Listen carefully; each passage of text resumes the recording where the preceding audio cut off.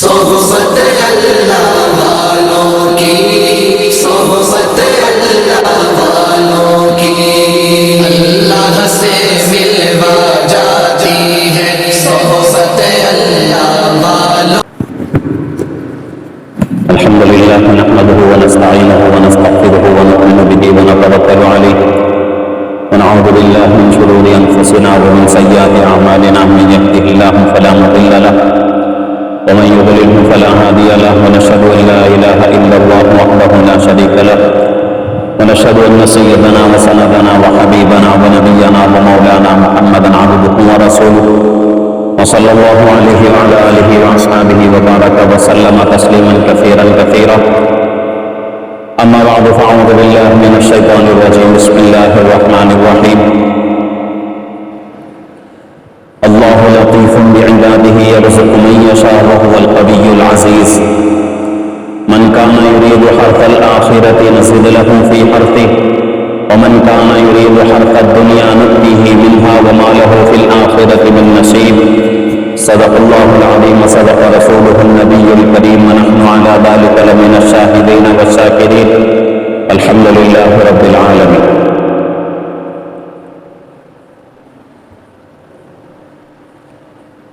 محترم معزز بزرگ اور عزیز دوستو،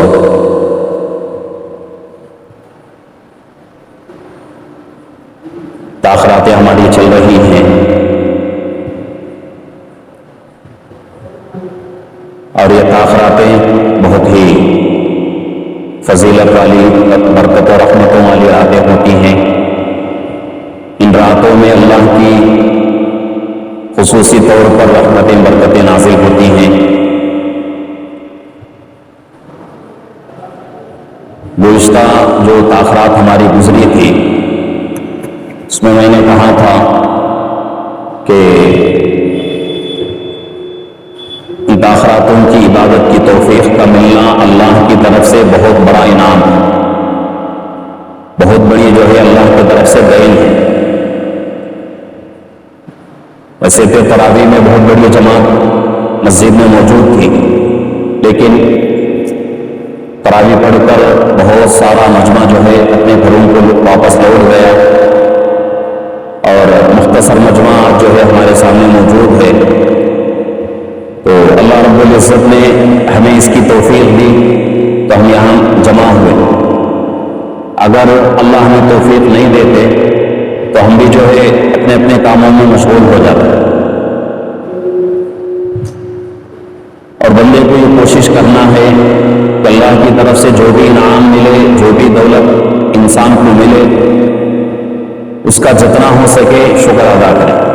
چاہے وہ نعمت بدنی اعتبار سے ہو، مالی اعتبار سے ہو، عبادات کے اعتبار سے ہو، کسی بھی اعتبار سے ہو. کوئی نعمت اللہ دے رہے ہیں، کسی عبادت کی توفیق اللہ دے رہے ہیں، مالی اعتبار سے کوئی نعمت ہمیں اللہ دے رہے ہیں تو ان نعمتوں کی قدر کرنے کی ضرورت ہے. آج ہم جو ہے اس مجمع میں بیٹھے ہوئے ہیں، تاخرات ہے اور تاخراتوں میں جانا اللہ کی بہت بڑی عبادت ہے. اللہ کے نبی صلی اللہ علیہ وسلم کی سنت ہے، اللہ کے رسول کا حکم بھی ہے. تو یہ بھی اللہ کی طرف سے ایک بہت بڑی نعمت ہے. اس نعمت کی قدر کرنا ہے. اور گزشتہ تاخرات کے اندر بہت ساری باتیں آئی تھی کہ انسان جو ہے اپنی عبادتوں کو بہت بڑا نہ سمجھے، اپنی عبادتوں کے اوپر اپنے آپ کو جو ہے بڑا نہ سمجھے، اپنی عبادتوں کے اوپر غرور نہ کرے، تکبر نہ کرے. جتنی بھی عبادت آدمی کر رہا ہو، چاہے کتنی بھی بڑی کیوں نہ ہو، ہر عبادت کو جو ہے انسان مسلمان بہت چھوٹی سمجھے، اللہ کی طرف سے توفیق سمجھے.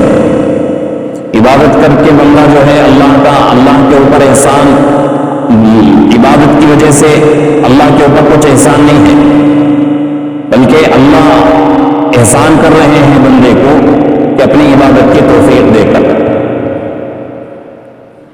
اس سے پہلے بھی جو ہے کسی موقع میں ایک چھوٹا سا واقعہ میں نے سنایا تھا، پھر اس واقعے کو دہرانا چاہتا ہوں کہ ایک بادشاہ ہے بہت بڑا، اور اور اس کی حکومت بہت بڑی ہے اور پوری دنیا کے اوپر اس کی حکومت چلتی ہے. تو اس کا ایک تخت ہوتا ہے جہاں وہ بادشاہ جو ہے بیٹھتا ہے اور بیٹھ کر فیصلے سناتا ہے. تو بادشاہ جو ہے اپنے تخت کی صفائی کے لیے ایک آدمی کو مقرر کر لے. ایک آدمی سے کہہ دے کہ بھئی میرا تخت جو ہے صبح شام میرے تخت کی صفائی کر. اب بادشاہ نے حکم دے دیا ایک آدمی کو. اب وہ آدمی جو ہے بادشاہ کے تخت پر چڑھ کر صفائی کر رہا ہے اور اپنے آپ کو بڑا سمجھ رہا ہے اور یہ سمجھ رہا ہے کہ بھئی میں تو بادشاہ کے تخت پر کھڑے کر بادشاہ کا تخت جو ہے صاف کر رہا ہوں. تو اب جو ہے بادشاہ کا اس کے اوپر احسان ہے یا اس آدمی کا بادشاہ کے اوپر احسان ہے؟ اس آدمی کا غلام ہے، یہ نوکر ہے، صفائی کے لیے بادشاہ نے اس کو جو ہے متعین کیا ہے.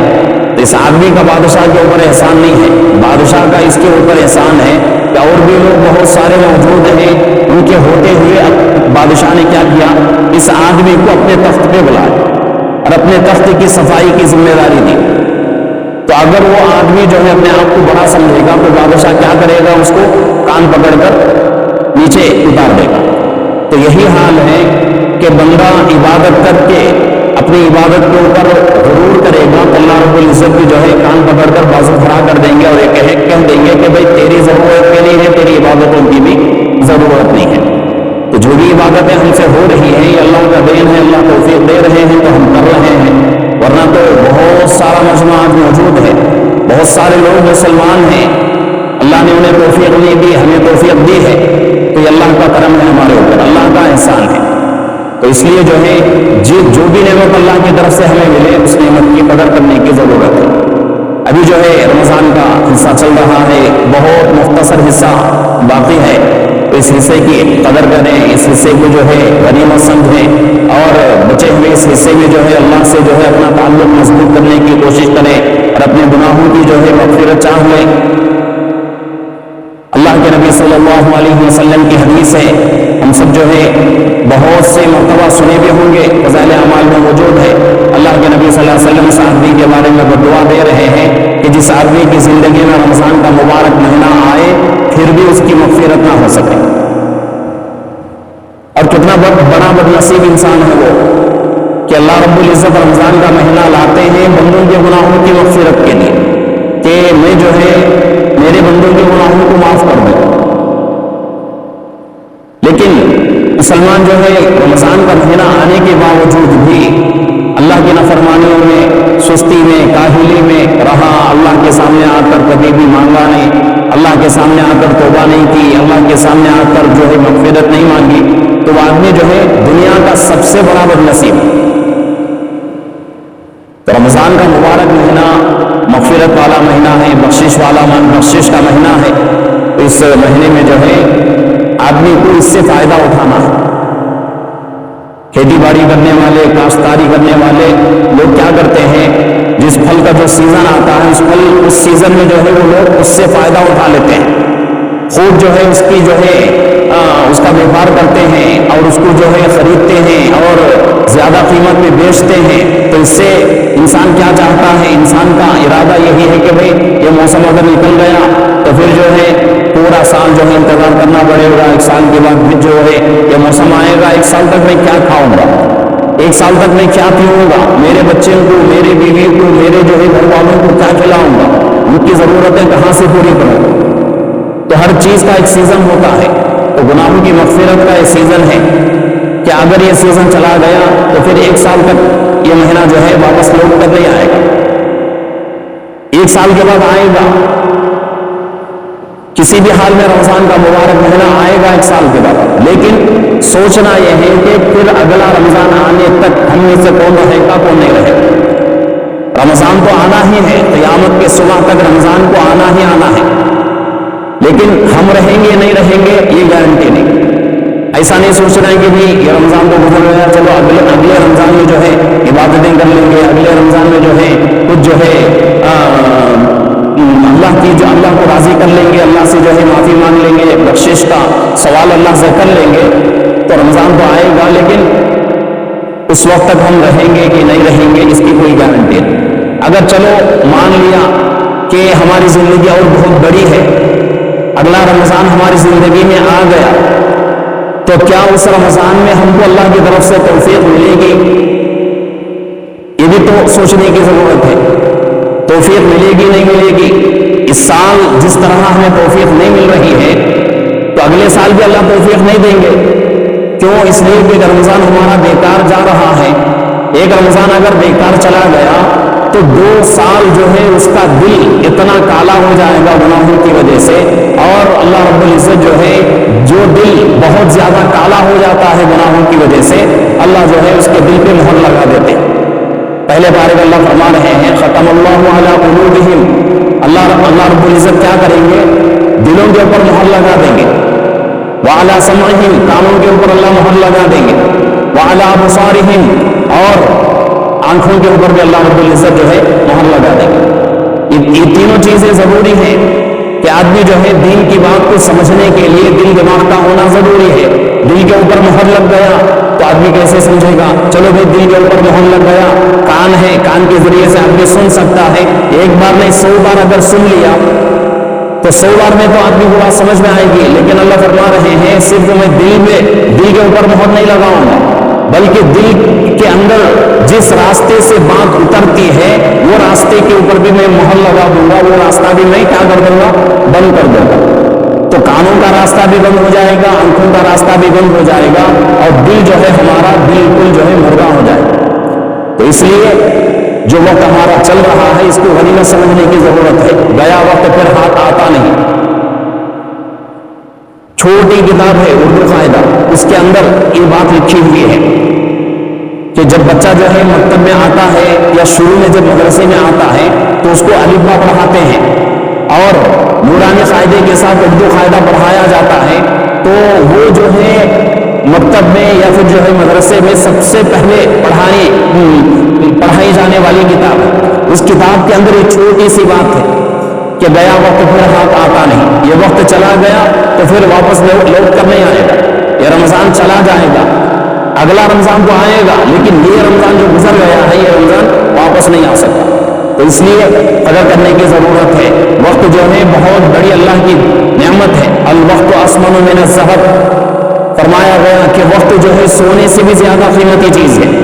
سونے کی قیمت آج کس قدر جو ہے اس کی سونے کی قیمت بڑھ رہی ہے، لیکن ہمارے اکابر فرماتے ہیں، لکھنے والوں نے کتابوں کے اندر لکھا ہے کہ الوقت اثمن من الذهب، کہ کسی بھی زمانے میں سونا کتنا بھی قیمتی کیوں نہ ہو جائے، کتنا بھی اس کی قیمت، کتنی بھی اس کی قیمت جو ہے بڑھ جائے، لیکن اس کے باوجود بھی اس زمانے میں وقت جو ہے اس سے بھی زیادہ قیمتی ہوگا۔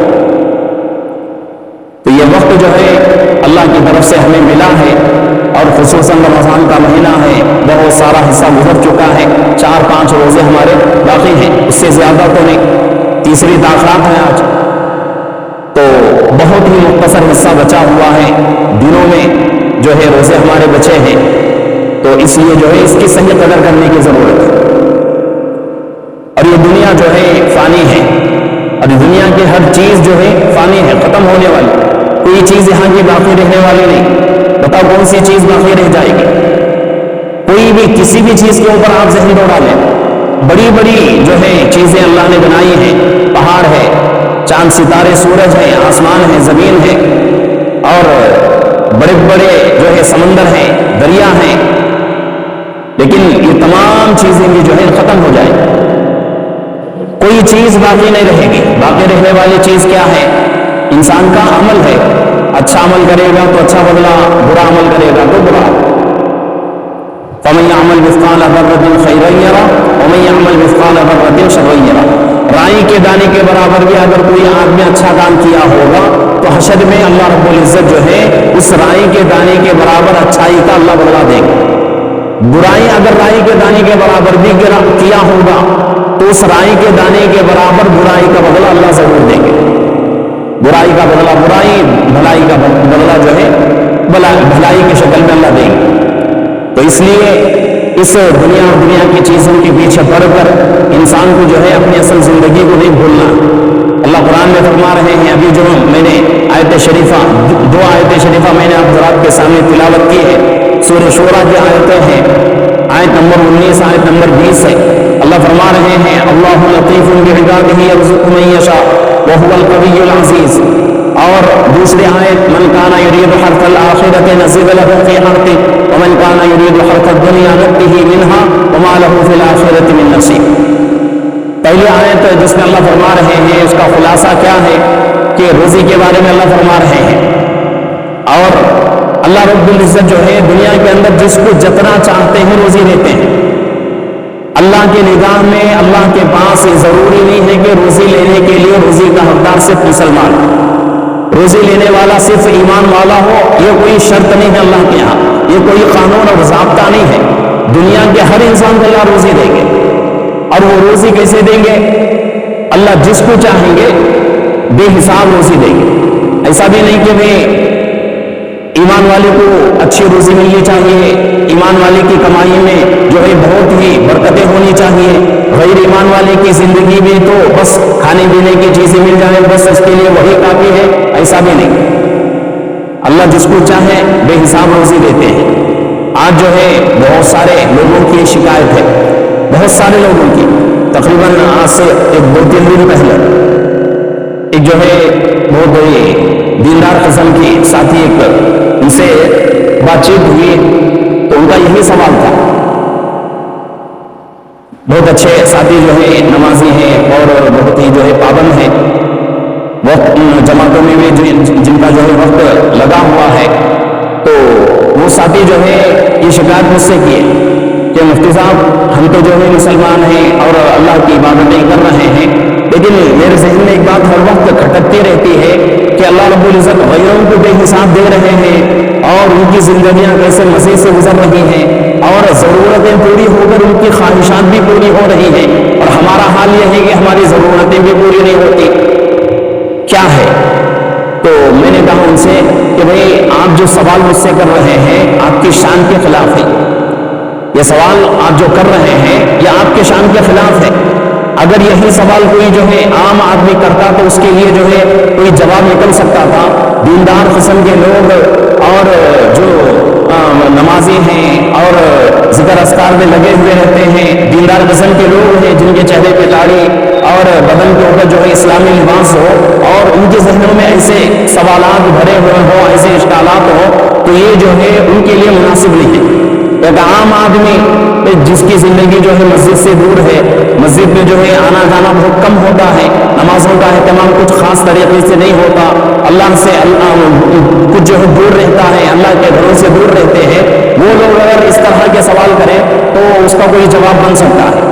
تو میں نے ان سے کہا کہ بھئی دنیا ہے، یہ دنیا ہے، یہ حدیث اللہ کے نبی صلی اللہ علیہ وسلم کی ہے، الدنیا سجن للمؤمن وجنت للکافر، یہ دنیا مومن کے لیے قید خانہ ہے۔ قید خانے میں انسان کو کیا دیا جاتا ہے کہ اچھی اچھی غذائیں دی جاتی ہیں، اچھا اچھا کپڑا اس کو دیا جاتا ہے، یا پھر جو ہے اچھی مہمان نوازی اس سے نہ اس کی جاتی ہے یا اس کی خواہشات پوری کی جاتی ہیں، نہیں، ہر جو ہے ایک قید خانے کا ایک قانون ہوتا ہے، اسی قانون کے تحت اس کو کھانا دیا جاتا ہے ضرورت کے تحت، اور وہ کھانا بھی جو ہے بہت لذیذ نہیں رہتا، بہت مزیدار نہیں رہتا، بس آدمی کی جو ہے زندگی گزر جائے۔ اور کپڑا جو ہے عام سب کا جو ہے ایک ہی جو ہے لباس رہتا ہے قیدیوں کا، کوئی آدمی جو ہے عمدہ کپڑا اگر پہننا چاہے تو وہ قانون کے خلاف ہے، پہن نہیں سکتا۔ تو جس طرح ایک عام آدمی ایک قیدی قید میں رہ کر جس طرح زندگی گزارتا ہے، مسلمان کے لیے بھی ضروری ہے کہ مسلمان دنیا میں رہ کر ایک قیدی کی طرح زندگی گزار کے اپنی زندگی ختم کر لے۔ اگر آدمی کو اللہ نے مال سے نوازا ہو، مسلمان ہے، اللہ نے مال بھی دیا ہو، تو مال ہونے کے باوجود بھی مسلمان جو ہے عیش عشرت میں زندگی نہیں گزار سکتا، اور اللہ سے یہی دعائیں کرنا ہے کہ اے اللہ ہماری ضرورتیں پوری ہو جائیں، یہ تیرا بہت بڑا احسان ہے۔ مسلمان کی ضرورتیں پوری ہو گئیں تو یہ بہت ہی اللہ کا شکر ہے۔ اگر خواہشات کے اوپر آ جائے انسان تو پھر انسان کا دل جو ہے اتنا حریص ہے، اتنا جو ہے لالچی ہے انسان کا دل کہ ایک خواہش پوری ہو گئی تو فوراً جو ہے انسان کا دل دوسری چیز کی خواہش کرے گا۔ چلو بھائی دوسری خواہش بھی پوری کر لیتے ہیں، تو وہاں تک وہ دل اس کا خاموش نہیں بیٹھتا، تیسری جو ہے چیز کی خواہش کرتا ہے، 3 چیزیں پوری ہو گئی، چوتھی کی تو اللہ کے نبی پاک صلی اللہ علیہ وسلم حدیث میں فرما رہے ہیں کہ اگر یہ آدمی کو سونے کا ایک جنگل دیا جائے، ایک وادی دی جائے، تو آدمی کیا کرے گا؟ دوسرے کی حفظ کرے گا، 2 اگر دیے جائیں تو تیسرے کی حفظ کرے گا۔ تو آدمی کا دل جو ہے خواہشات سے بھرتا نہیں ہے۔ آدمی کا دل کون سی چیز بھرتی ہے؟ صرف قبر کی مٹی ہی آدمی کا دل بھر سکتی ہے، اس کے علاوہ دنیا کی کوئی چیز آدمی کا دل جو ہے بھر نہیں سکتی۔ تو اللہ سے یہی دعائیں کرنا ہے کہ اللہ ہماری ضرورتیں پوری ہو جائیں، یہ تیرا بہت بڑا احسان ہے۔ اور میں تو یہ کہتا ہوں کہ ہر مسلمان دنیا کے اندر اس کی ضرورتیں پوری ہو جائیں، بس خواہشات کسی کی پوری نہ ہو، خواہشات کسی کی بھی پوری نہ ہو۔ خواہشات پوری کرنے کی جگہ تو ہمارے لیے اللہ نے جنت بنائی ہے۔ قد افلح المؤمنون، اللہ فرما رہے ہیں کہ کامیاب ہو گئے وہ ایمان والے۔ یہاں جو ہے حضرات مفسرین افلح یہ لفظ جو ہے، اس لفظ کا اتنا لمبا چوڑا جو ہے کلام کیا ہے کہ مختصر جو ہے میں عرض یہ کر رہا ہوں کہ افلح یفلح افلاحا یہ جو ہے لفظ کامیابی کے معنی میں آتا ہے۔ حضرات مفسرین فرماتے ہیں کہ افلاح کا معنی کامیابی سے کون سی کامیابی مراد ہے؟ کامیابی سے کون سی کامیابی مراد ہے؟ تو مفسرین فرماتے ہیں کہ کامیابی یہاں جو اللہ فرما رہے ہیں قد افلح کہ ایمان والا کامیاب ہو گیا، کامیابی سے وہ کامیابی مراد ہے اس کامیابی کے ملنے کے بعد اب انسان کو کبھی کسی چیز کی ضرورت نہیں رہتی، کبھی کسی چیز کی ضرورت نہیں۔ اور ظاہر سی بات ہے کہ اللہ رب العزت ایسی کامیابی اللہ دنیا کے اندر کسی آدمی کو نہیں دیں گے، ایسی کامیابی اللہ دنیا کے کسی انسان کو کبھی بھی نہیں دیں گے۔ اور یہ کامیابی کب ملے گی انسان کو؟ جنت میں جانے کے بعد۔ جنت میں اگر چلا گیا افلح اس کی کامیابی، اور وہ کامیابی ایسی کامیابی اس کامیابی کے ملنے کے بعد اب انسان کو جو ہے کسی چیز کی کوئی ضرورت نہیں، کسی چیز کا کوئی تقاضا ہی نہیں رہتا۔ تو مطلب یہ ہے کہ خواہشات پوری کرنے کی جگہ دنیا نہیں ہے، خواہشات پوری کرنے کی جگہ کون سی ہے؟ جنت ہے۔ اللہ نے ہمارے لیے جنت بنائی ہے، تو جنت میں جو ہے ہم خواہشات انشاءاللہ پوری کریں گے۔ تو دنیا جو ہے مقدر کی ہے، اللہ جس کو جتنا دینا چاہے اتنا دے دیتے ہیں۔ اور مسلمان کی شان یہ ہے کہ مسلمان اللہ کی دی ہوئی روزی کے اوپر راضی ہو جائے، یہ مسلمان کی شان ہے۔ اگر مسلمان کے زبان پر شکوے شکایت آ گئے تو سمجھو وہ آدمی نافرمان اللہ کا، وہ آدمی اللہ کا نافرمان ہے۔ اور اللہ رب العزت جو ہے ہم جو ہے انسان اپنی ذات ہے، اپنی ذات کے بارے میں جو چیز ہمیں جو ہے اچھی لگتی ہے، جو چیز ہمیں ضرورت ہے، تو اللہ رب العزت جو ہے ہماری ضرورت کو ہم جتنا ہماری ضرورت کو جانتے ہیں اس سے زیادہ جو ہے اللہ ہماری ضرورتوں کو جانتے ہیں۔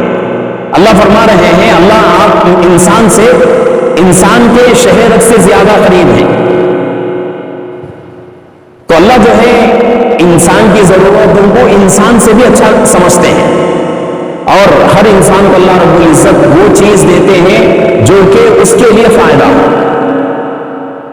ایک آدمی ہے فقیر غریب آدمی ہے جس کے پاس جو ہے کوئی دنیا کی چیزوں کی کوئی جو ہے قدر نہیں ہے، اس آدمی کو اگر کوئی آدمی جو ہے کروڑ روپے اگر دے دیا مثال کے اعتبار سے، تو آدمی کیا کرے گا؟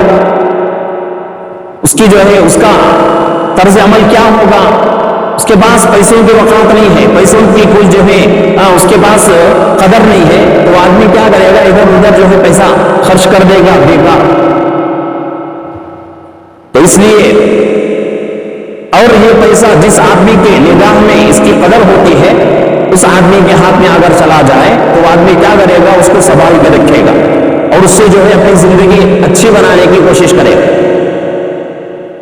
تو اس سے جو ہے ایک لطیفہ مجھے یاد آیا کہ ایک زمانے میں ایک بادشاہ تھا، تو بادشاہ جو ہے ابھی شادی شدہ نہیں تھا، جب نوجوان تھا، تو زمانے میں بادشاہوں کی عادت کیا تھی؟ بادشاہ جو ہے بہت ہی عیش و عشرت میں زندگی گزارنے والے، ان ان کو جو ہے نہ تو اللہ کی کسی حکم کی کوئی پرواہ ہے، نبی کی کسی سنت کا کوئی لحاظ ہے، کچھ بھی نہیں۔ کیوں؟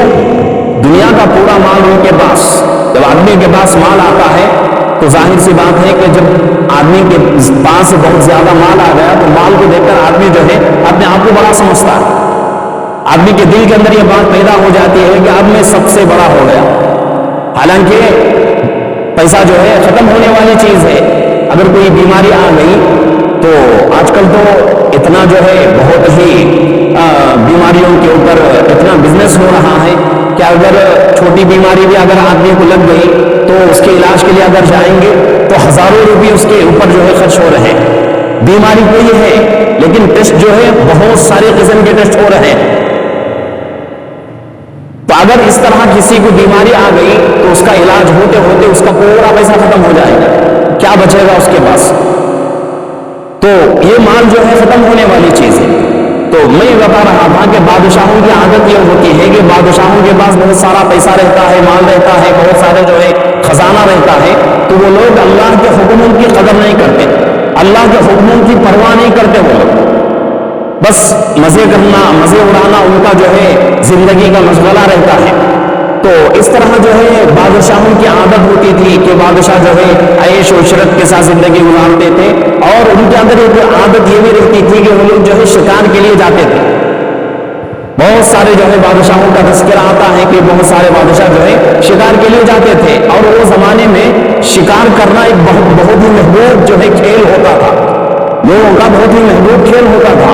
اور فقہ میں یعنی مسائل کا جو باب ہے اس باب کے اندر شکار کرنے کے بہت سارے مسائل ہیں، شکار کس طرح کیا جائے اور کون سے جانور کا شکار کیا جائے، اور انسان کے لیے شکار کرنا کب جائز ہے، کب ناجائز ہے، کب جو ہے مکروہ ہے، کب حرام ہے، بہت سارے مسائل جو ہیں شکار کے اوپر ہے۔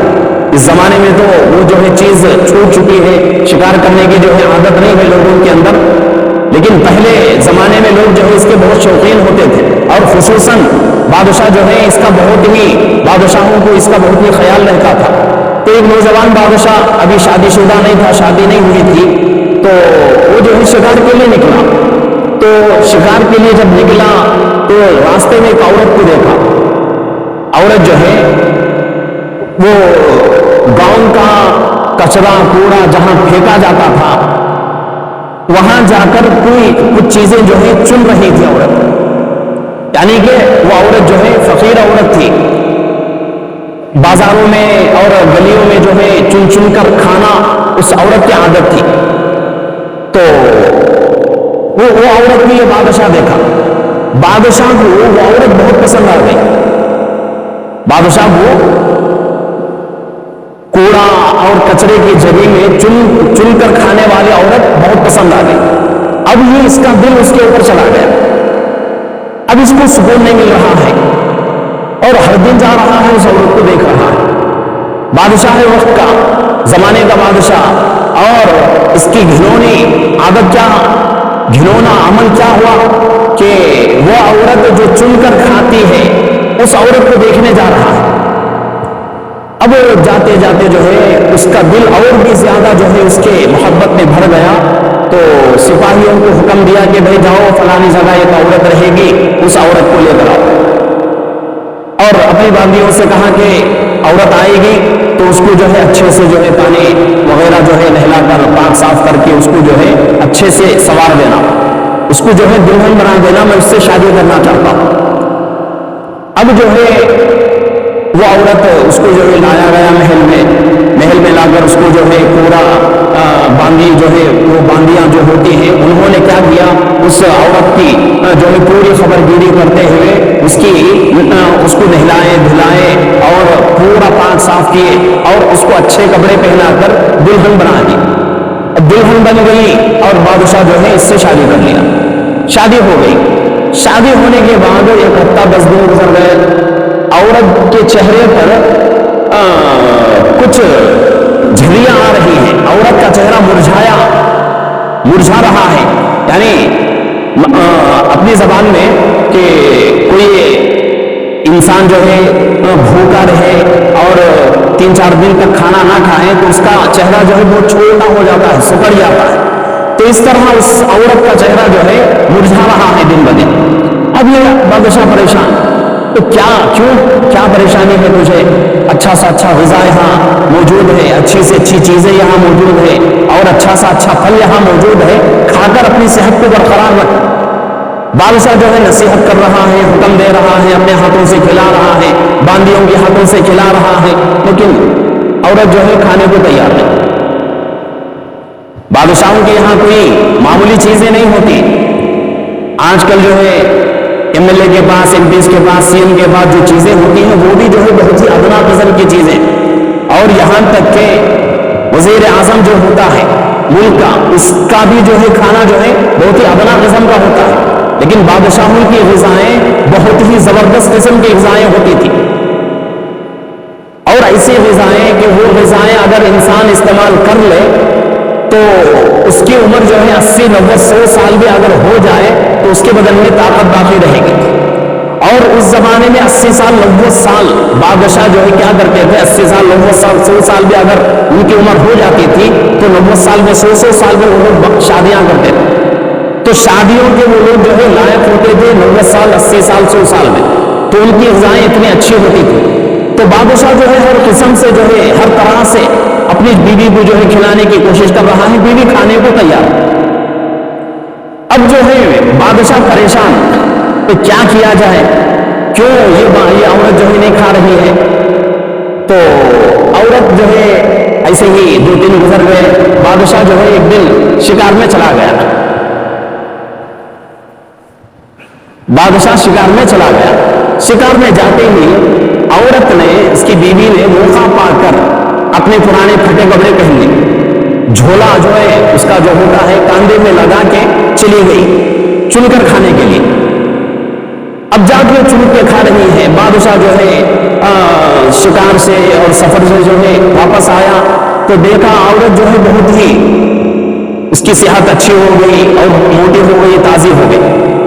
بادشاہ دیکھ کر پریشان ہوئے، میرے محل میں اتنی اچھی چیزیں ہیں اور عمدہ جو ہے غذائیں موجود ہیں، لیکن وہ چیزیں نہیں کھا رہی ہے عورت، یہاں آ کے گڑ میں جو ہے چن کر کھا رہی ہے، اور یہ کھانے پر اس کی صحت جو ہے اچھی ہے. تو مطلب یہ ہے کہ اس عورت کے پاس ان چیزوں کی قدر نہیں، اس عورت کے پاس ان چیزوں کی قدر نہیں ہے. اچھی سے اچھی جو ہے غذائیں موجود ہیں اور اچھے سے اچھی چیزیں موجود ہیں، تو اس آدمی کے پاس، اس عورت کے پاس ان چیزوں کی قدر نہیں. تو جب آدمی کے پاس کسی چیز کی قدر ختم ہو جاتی ہے تو وہ چیز کتنی بھی قیمتی کیوں نہ ہو، آدمی جو ہے اس کو قبول نہیں کرتا، آدمی کا دل جو ہے اس کے طرف نہیں جاتا. اس کے اوپر ایک اور ایک واقعہ یاد آیا کہ ایک نوجوان راستے میں جا رہا تھا، جاتے ہوئے اس کا چپل کا تسمہ ٹوٹ گیا. اب چپل سینے والے کے پاس گیا کہ بھئی کہاں چپل میری ٹوٹ چکی، اب اس کو جو ہے صحیح کر دے. اب اس نے جو ہے فوراً چپل جو ہے سیل کر واپس کر دیا. اس نے کہا کہ بھئی اتنے پیسے مجھے دے دے. اب اس نوجوان کے پاس پیسے نہیں، اس نوجوان کے پاس اس کو دینے کے لیے پیسے نہیں ہیں. تو اس نے کیا کیا، اپنے پاس ایک قیمتی ہیرا تھا، اس ہیرے کو اس کے ہاتھ میں دے دیا. اب وہ چپل سینے والا دیکھ کر کہا کہ بھئی یہ پتھر لے کے میں کیا کروں گا، یہ پتھر لے کر میں کیا کروں گا، مجھے تو یہ پتھر کی ضرورت نہیں، مجھے میرے پیسے دے دو، میری روزی اسی کے اوپر میری روزی چلتی ہے، یہی میری جو ہے کمائی ہے، اسی کے اوپر جو ہے میرا گھر چلتا ہے، مجھے وہ پیسے چاہیے. اس نوجوان نے کہا کہ ارے بھائی کتنی جو ہے تمہاری روزی میرے چپل کے اوپر، کتنا میں تمہیں دے سکتا ہوں، کتنا تم جو ہے تمہاری مزدوری ہے، زیادہ سے زیادہ 1 روپیہ 2 روپیہ، لیکن یہ پتھر جو تمہارے ہاتھ میں دے رہا ہوں کروڑوں کی قیمت ہے اس کی، اگر تم لے کے چلے جاؤ گے تو تم نہیں بلکہ تمہاری 7 پیڑھیاں اگر بیٹھ کر کھائیں گے تب بھی ختم نہیں ہوگا.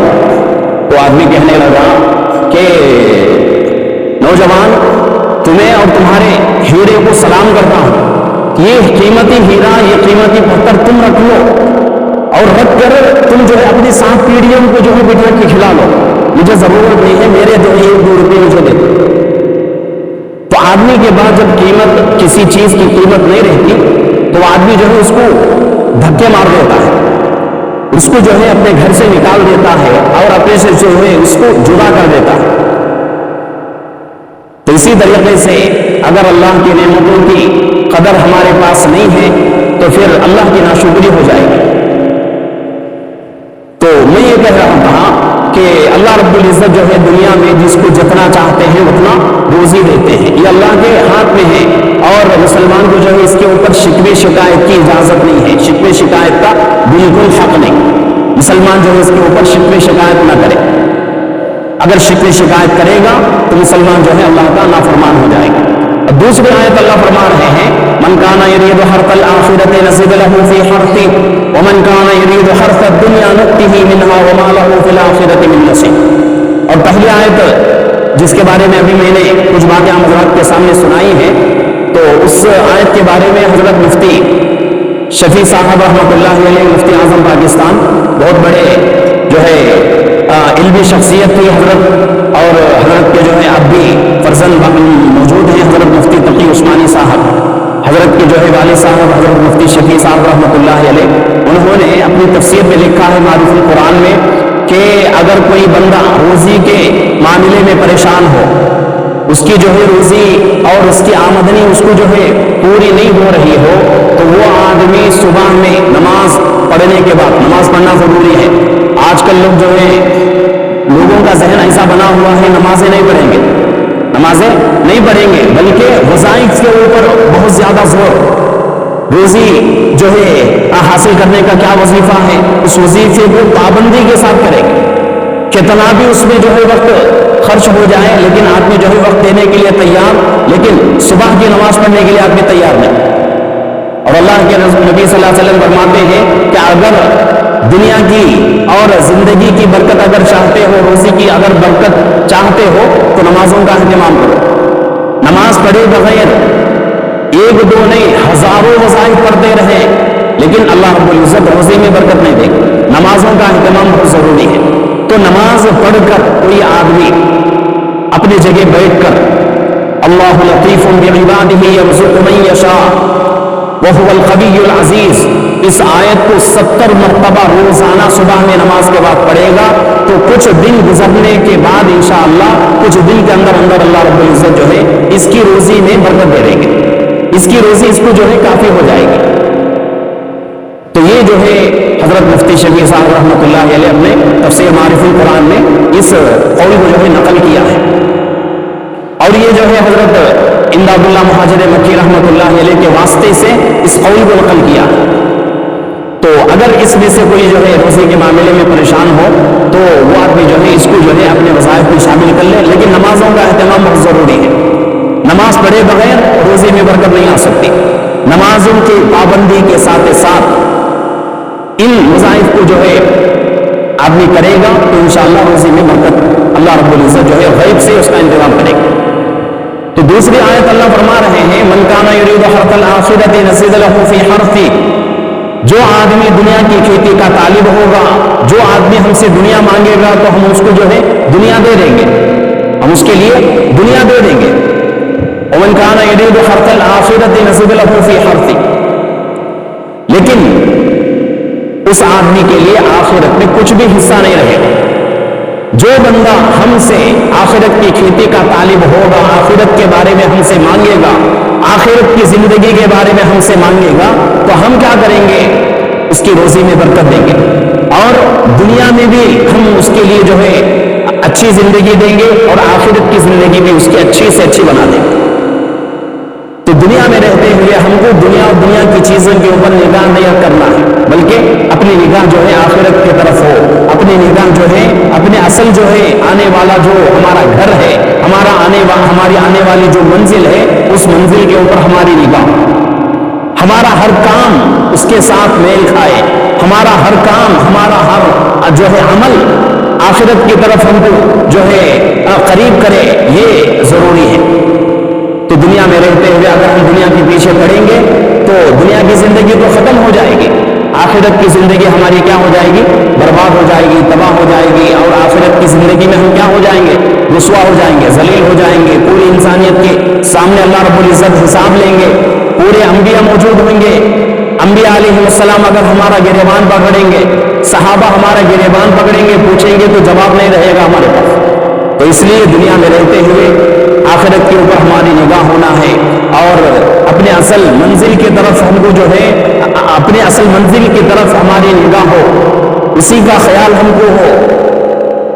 جو آدمی اپنے اصل منزل کی طرف جو ہے نگاہ کرتا ہے، اسی کی طرف توجہ دیتا ہے، تو اللہ رب العزت جو ہے دنیا کی زندگی بھی اس کی اچھی بنا دیتے ہیں، آخرت کی زندگی بھی اس کی اچھی بنا دیتے ہیں۔ دنیا کے بدلے میں دنیا کے جو ہے دنیا کے تحت میں اللہ رب العزت آخرت نہیں دیتے، دنیا کے ساتھ ساتھ اللہ رب العزت آخرت نہیں دیتے، بلکہ آخرت کے ساتھ ساتھ اللہ رب العزت کیا دیں گے؟ دنیا دیں گے۔ ضروری ہے اس بات کو سمجھنا ہے کہ بہت سارے لوگ کیا کہتے ہیں کہ بھئی دنیا تو بہت ضروری ہے، دنیا کے بغیر زندگی کیسے گزرے گی؟ واقعتاً ضروری ہے، دنیا کے اندر وسائل کا جو ہے اختیار کرنا بہت ہی ضروری۔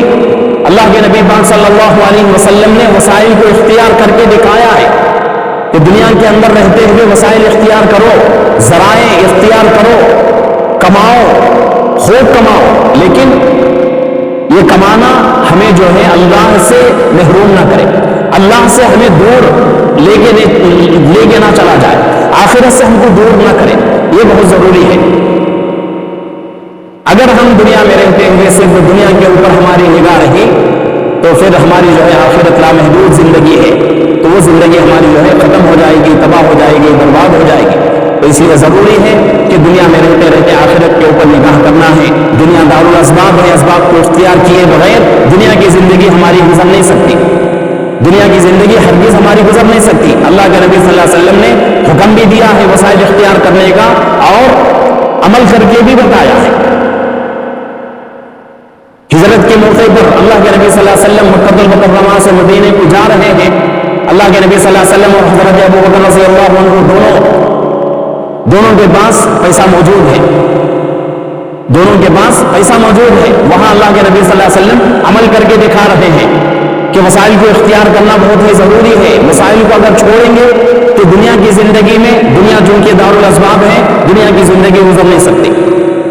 اور ایک موقع غزوہ احد کا کہ اللہ کے نبی صلی اللہ علیہ وسلم غزوہ احد کے لیے نکلے، زرا جو وہ لباس، وہ لوہے کا لباس جو جنگ میں جانے سے پہلے آدمی پہنتا ہے، تاکہ آدمی کا بدن جو ہے دوسروں کے وار سے، تیروں کے اور تلواروں کے مار سے آدمی کا بدن جو ہے زخمی نہ ہو، اس لیے سے آدمی جو ہے جنگ میں جانے سے پہلے اس کو پہنتا ہے۔ آج کل تو لوہے کا کوئی لباس نہیں ہے، بلیڈ پروف جو ہے لباس آ چکا ہے، اس کو پہن کے جو لوگ جو ہے جنگ کے لیے جاتے ہیں، وہ لوہے کا نہیں رہتا، کسی اور چیز کا بنا ہوا رہتا ہے۔ تو اللہ کے نبی صلی اللہ علیہ وسلم جو ہے غزوہ احد میں جا رہے ہیں، صحابہ جو ہے ایک زرہ پہنے ہیں، لیکن اللہ کے نبی صلی اللہ علیہ وسلم 2 زرہ پہن کے گئے۔ اور یہاں تک آپ کی سیرت میں بات آتی ہے کہ اللہ کے نبی صلی اللہ علیہ وسلم غزوہ احد میں گئے، 2 زرے آپ کے جو ہے بدن کے اوپر تھے، 2 لباس آپ نے پہنے ہوئے تھے، اور اس کی جو ہے اس کا جو وزن تھا بہت بھاری تھا۔ جب اللہ کے نبی صلی اللہ علیہ وسلم کو دشمنوں نے آپ کے دندان مبارک کو شہید کیا، آپ کے اوپر وار ہوا، آپ کے چہرے مبارک میں لوہے کی کڑیاں گھس گئیں، لوہے کی جو ہے کڈی جو ہوتی ہے تو وہ گھس گئی تھی، تو اسی میں اللہ کے نبی صلی اللہ علیہ وسلم گڑھے میں گر گئے۔ تو گڑھے سے اٹھنے کی کوشش کر رہے ہیں، لیکن زرہ جو ہے 2 زرے آپ کے جسم مبارک پر تھے، تو اس کے وزن سے جو ہے آپ جو ہے باہر نکلنا آپ کے لیے مشکل ہو چکا۔ تو نبی سے بڑھ کر کسی اور کا یقین اللہ کی ذات کے اوپر نہیں ہوتا، اور وہ بھی امام الانبیاء ہے، خاتم النبیین ہے، ختم نبوت کا تاج اللہ نے آپ کے سر پہ رکھا ہے، آپ کے صدقے میں اللہ نے پوری کائنات کو بنایا۔ وہ نبی کا عمل کیا ہے کہ اللہ کے نبی صلی اللہ علیہ وسلم اسباب اختیار کر کے جا رہے ہیں، اور ایک جماعت اللہ کے نبی صلی اللہ علیہ وسلم کی خدمت اقدس میں آئی، اور بہت دور سے آئی جماعت اللہ کے نبی صلی اللہ علیہ وسلم کی ملاقات کے شوق میں دوڑے ہوئے اللہ کے نبی صلی اللہ علیہ وسلم کی خدمت میں آئے۔ تو اللہ کے نبی نے پوچھا کیسے آئے ہو؟ تو انہوں نے جواب دیا کہ اللہ کے رسول اونٹ کے اوپر سوار ہو کر آئے ہیں۔ تو تو اللہ کے نبی نے پھر سوال کیا کہ کیا اونٹوں کو باندھا ہے؟ تو انہوں نے کہا نہیں باندھا، بلکہ اللہ کی ذات کے اوپر بھروسہ کر کے چھوڑ کے آ چکے ہیں۔ تو اللہ کے نبی صلی اللہ علیہ وسلم نے واپس بھیجا اور کہا کہ پہلے اونٹ کو باندھو، اس کے بعد جو ہے اللہ کی ذات کے اوپر بھروسہ کرو، یہ دنیا کا اصول ہے۔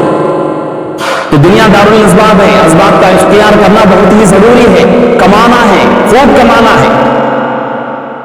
اور جس آدمی کو اللہ رب العزت دین کے ساتھ ساتھ دنیا بھی دے دے اور بے حساب دے دے تو وہ آدمی بہت بڑا جو ہے اللہ کا محبوب بندہ ہوتا ہے۔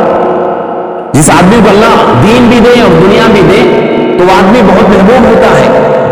ویسے تو اللہ رب العزت جو ہے دین بہت ہی کم لوگوں کو دیتے ہیں، دنیا کو ہر آدمی کو مل جاتی ہے، دین جو ہے بہت کم لوگوں کو دیتے ہیں۔ لیکن کسی آدمی کے اندر دونوں چیزیں جمع ہو جائیں، دین بھی اور دنیا بھی، تو آدمی بہت مبارک آدمی ہے۔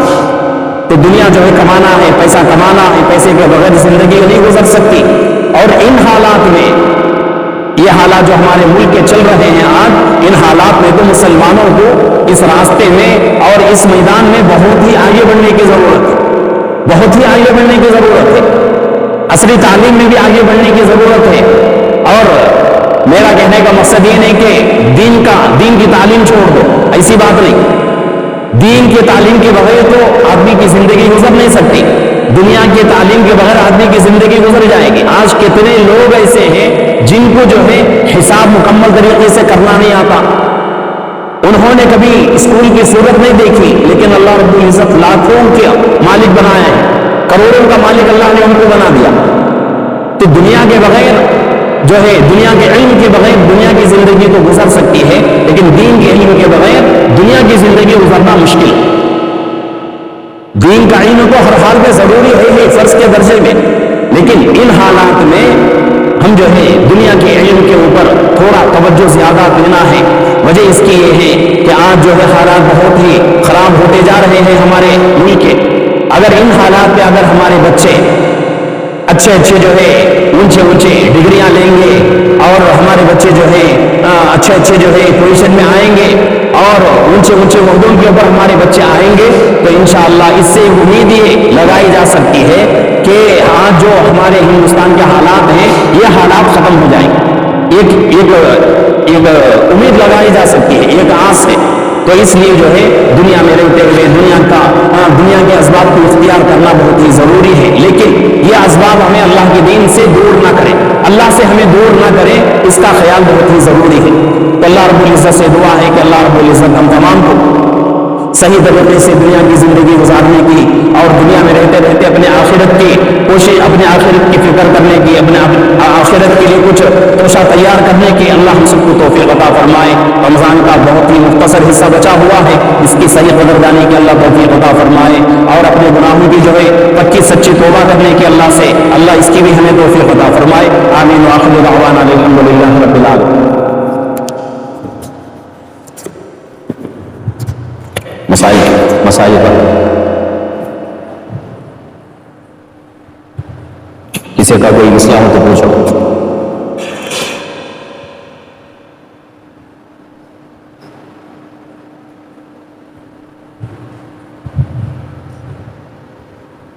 پوچھو۔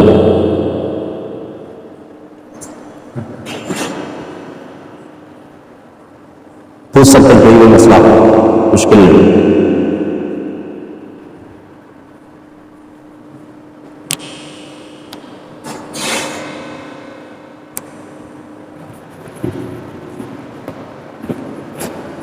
کسی کا کوئی مسئلہ نہیں، اللہ سب کو جزا خیر عطا فرمائے۔ اور دوسرے داخلات میں بھی میں نے کہا تھا کہ مسائل کے اوپر تھوڑا توجہ دینے کی کوشش کریں، اور جو بھی کام ہم کر رہے ہیں مسائل کے اوپر توجہ دینے کا بہترین طریقہ یہ ہے کہ جو بھی ہم کام کر رہے ہیں، چاہے بزنس ہو، چاہے بیپار ہو، چاہے ملازمت ہو، کوئی بھی ہو، کہ ہمارے اس دنیا کی زندگی کے اندر بہت سارے مسائل پیش آتے ہیں۔ تو کوئی نیا کام ہمارا سامنے آ گیا، نیا جو ہے کوئی بات آ گئی، تو فوراً جو ہے اس کو کسی عالم سے پوچھنے کی جو ایک عادت بنا لیں۔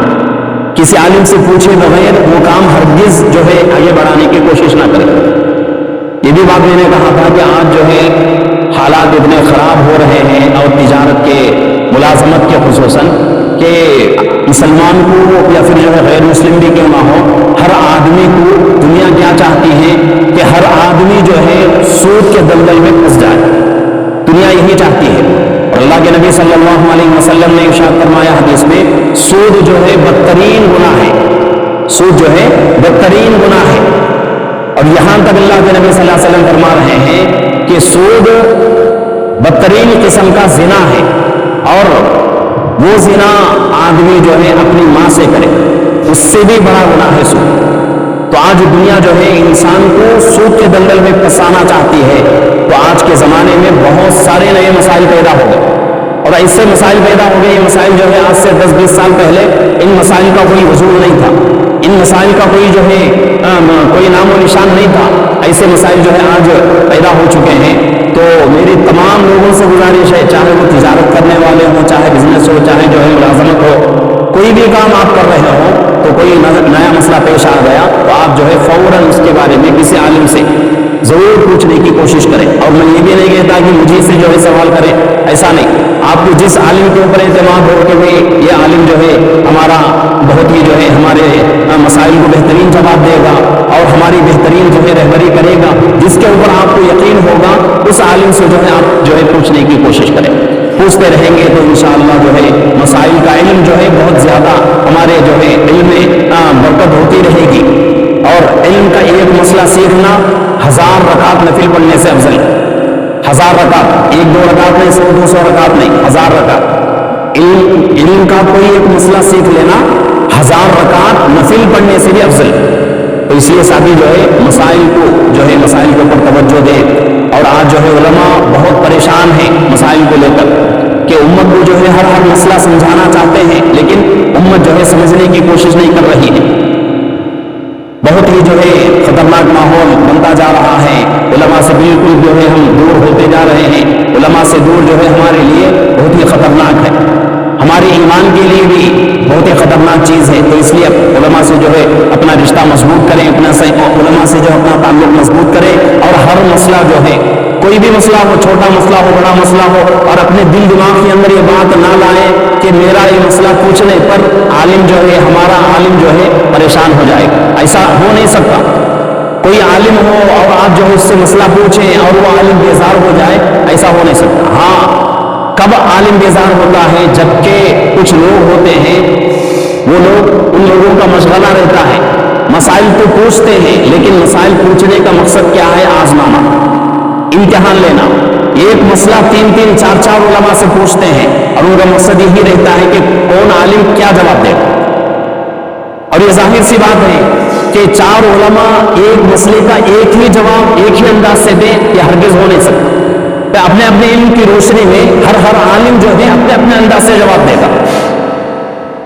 تو اس لیے جو ہے علماء کی جو ہے علم کا امتحان نہ لیں، علماء کا علم کا امتحان نہ لیں۔ علماء جو ہے بہت ہی مشقتوں سے علم حاصل کرتے ہیں، وہ تکلیفیں، وہ جو ہے پریشانیاں ہم بیان بھی نہیں کر سکتے، آپ سن بھی نہیں سکتے، بہت بڑی پریشانیاں ہیں وہ۔ بچپن سے لے کر بچہ جو ہے اپنے گھر کو خیر بات کہہ دیتا ہے۔ جب بچہ جو ہے مدرسے کو جانے کے لیے نکلتا ہے تو ماں اس کی روتی رہتی ہے، باپ کے آنکھوں میں آنسو رہتے ہیں، بھائی بہن روتے ہیں، یہ خود روتا رہتا ہے، لیکن مدرسے کو جانا ہے، جا کر ہی جو ہے وہاں جا کر ہی علم حاصل کرنا ہے اس کو۔ اب ماں جو ہے بچے کے اوپر جب تک اس کی نگاہ، ماں کی نگاہ پڑتی ہے، وہاں تک ماں اس کی جو ہے اس کو دیکھتی رہتی ہے۔ تو ماں بھی جو ہے پریشان، باپ بھی پریشان، لیکن ایک ارادہ کیے ہیں کہ بھئی بچے کو جو ہے حافظ عالم بنائیں گے۔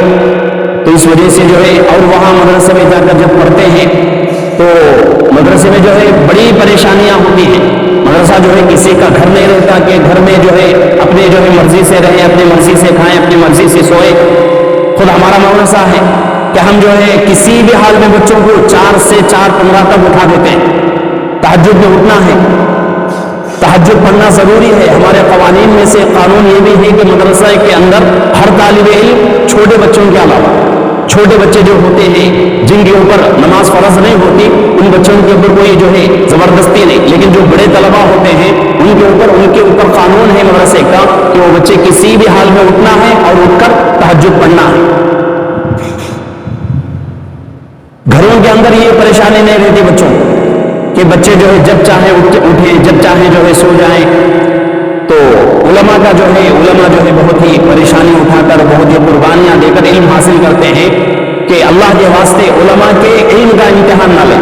اگر علماء کے علم کا امتحان لینا شروع کریں گے تو علماء کا تو کچھ بگڑتا نہیں ہے، لیکن امتحان لیتے آپ لوگ جو کیا ہو جائیں گے، گمراہ ہو جائیں گے. تو اس لیے ضروری ہے کہ علماء سے تعلق مضبوط کریں اور کسی عالم سے جو ہے اپنا پورا تعلق جو ہے بنا لیں اور ہر مسئلہ جو ہے اس عالم سے پوچھنے کی کوشش کریں. اگر اس طرح زندگی گزاریں گے تو انشاءاللہ ہمارا ہر کام عبادت کے شمار، ہماری ہر عبادت جو ہے اللہ کے یہاں قبول ہو جائے. کریں گے انشاءاللہ. اللہ سب کو عمل کی توفیق عطا فرمائے.